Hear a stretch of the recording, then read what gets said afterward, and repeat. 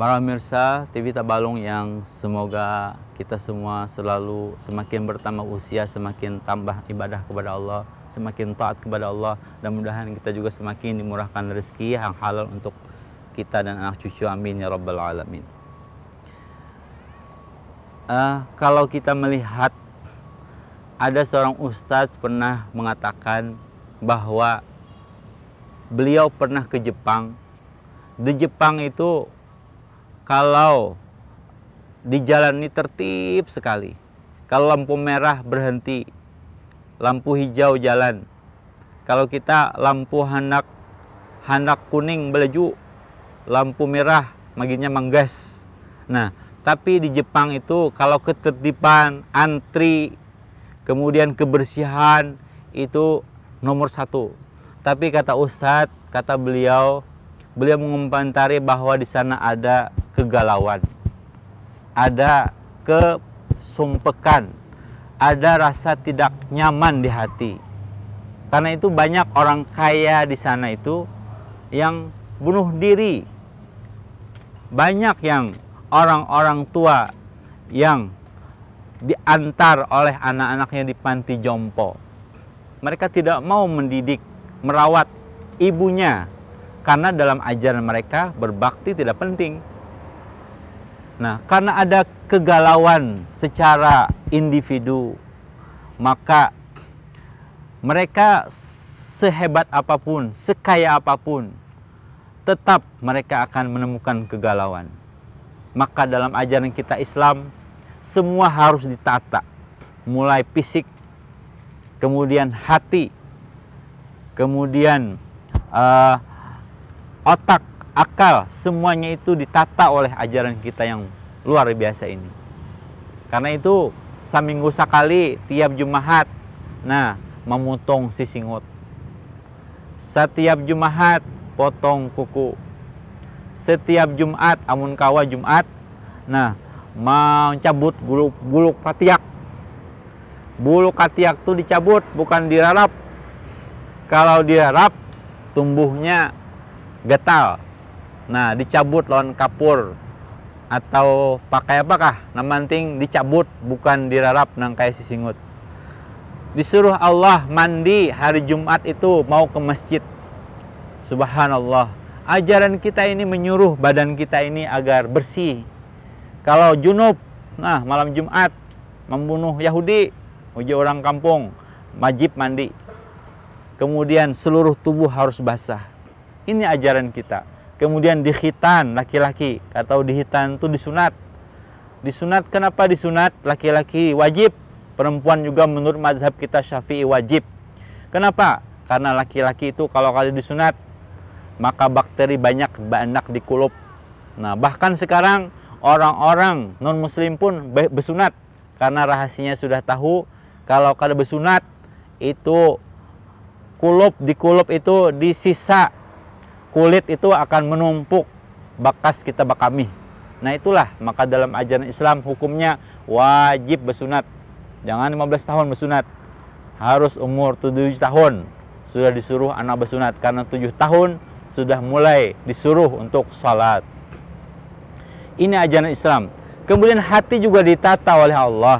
Kita tidak boleh hasad, tidak boleh takabur, tidak boleh ria, sombong, ria, hasad, dan lain sebagainya. Hati kita harus bersih. Melihat orang berganti motor, kada apa-apa, yang penting awak sehat. Orang berganti HP, tetap tersenyum. Orang lebih dari kita masalah dunia, dia biasa-biasa aja. Dia enjoy menjalani hidup ini. Kenapa? Karena dia punya cara untuk menata hati ini dengan ilmu-ilmu akhlak, ilmu-ilmu tasawuf. Maka jasad kita disuruh Allah untuk tetap dipelihara.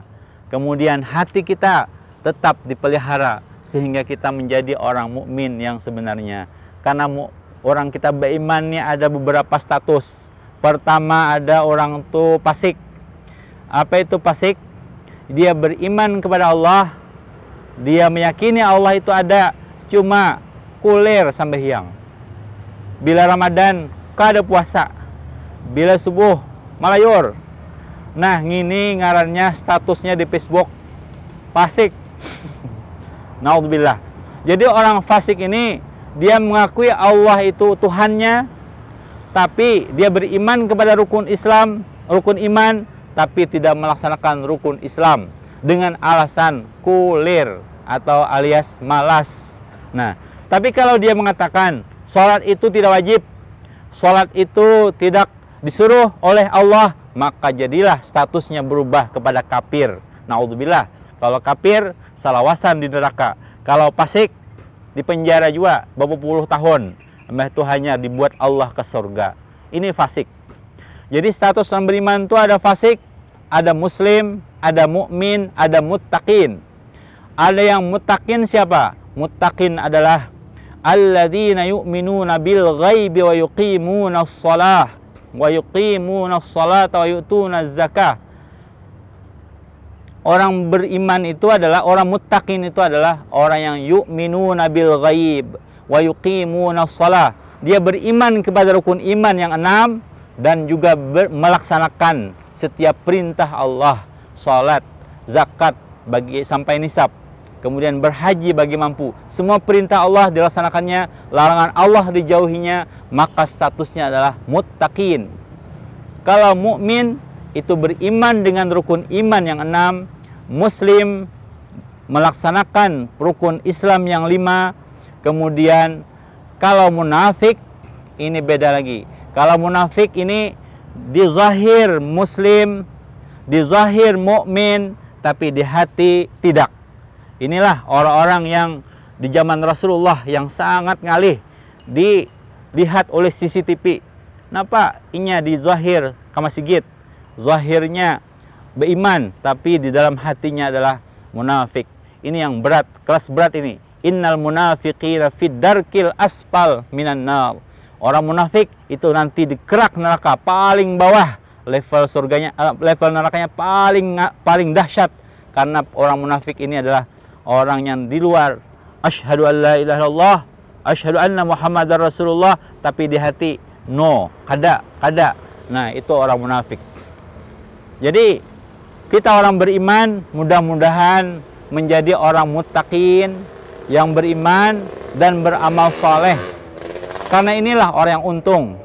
Tapi kalau beriman saja tapi tidak beramal soleh, maka khawatir nanti singgah di neraka.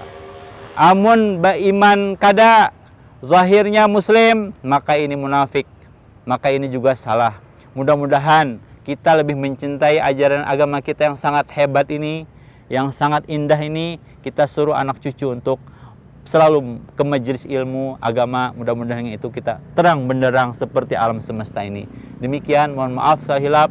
Wabillahi taufiq wal hidayah war ridha wal inayah wal afwa minkum. Assalamualaikum warahmatullahi wabarakatuh.